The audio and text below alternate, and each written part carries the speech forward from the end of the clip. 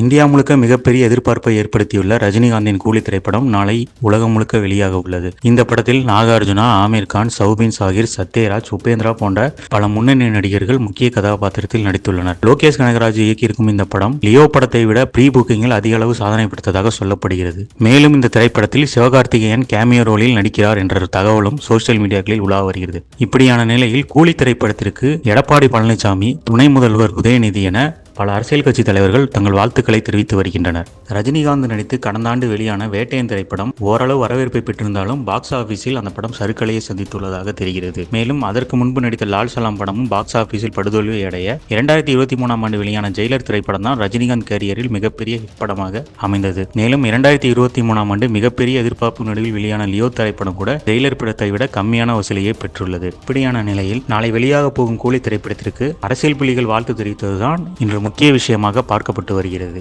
இதற்கு முன்பு ரஜினிகாந்த் நடிப்பில் வெளியான எந்திரன் திரைப்படம் தான் எவ்வளவு பெரிய எதிர்பார்ப்பை இந்தியா முழுக்க ஏற்படுத்தியுள்ளது. அதன் பிறகு இமாலய எதிர்பார்ப்பை ஏற்படுத்தியுள்ள படம் தான் கூலி. ஏனென்றால் இந்த படத்தில் இயக்குனர் லோகேஷ் கனகராஜும் ரஜினிகாந்தும் இணைந்ததால் தான் இந்த அளவுக்கான எதிர்பார்ப்பு ஏற்பட்டுள்ளது என சினிமா ஆர்வலர்கள் கணித்துள்ளனர். தமிழ் சினிமாவில் 1000 கோடி வசூல் சாதனை என்பது இன்று வரை நிகழாத ஒன்றாகத்தான் இருக்கிறது. இதற்கான பல முயற்சிகளை இயக்குநர்களும் தயாரிப்பாளர் நடிகர்களும் மேற்கொண்டாலும் அது 1000 கோடிக்கு எட்டாத ஒரு சூழலிலே உள்ளது. இந்த 1000 கோடி விவகாரம் என்பது கூலி திரைப்படத்தில் நிறைவேறும் என்பதே இங்கு பலரின் எதிர்பார்ப்பாக உள்ளது. அதனால்தான் கூலி திரைப்படத்தில் ஆமீர் கானை நடிக்க வைத்துள்ளனர் என்ற ஒரு பிம்பமும் உள்ளது. இந்தியா முழுக்க மிகப்பெரிய எதிர்பார்ப்பை ஏற்படுத்தியுள்ள கூலி திரைப்படம் நாளை ஆந்திராவில் காலை 5 மணி ஷோவிற்கு அந்த அரசு அனுமதி கொடுத்துள்ளது. இதனையடுத்து தமிழ்நாட்டை சேர்ந்த பல ரஜினி ரசிகர்கள் ஆந்திராவை நோக்கி படையெடுத்துள்ளனர். மேலும் ரஜினிகாந்த் இது ஒரு ஃபேர்வெல் படமாக இருக்கும் என சொல்லப்பட்டாலும் இன்று ரஜினிகாந்திற்கு துணை முதல்வர் உதயநிதி, அதிமுக பொதுச் செயலர் எடப்பாடி பழனிசாமி ரஜினிகாந்தின் 50வது ஆண்டு விழாவையொட்டி அவருக்கு வாழ்த்துக்களை தெரிவித்துள்ளனர். மேலும் நாளை வெளியாக போகும் கூலி திரைப்படத்திற்கு தங்கள் வாழ்த்துக்களை தெரிவித்துள்ளனர். மேலும் கூலி திரைப்படம் 1000 கோடி அடிக்குமா, படம்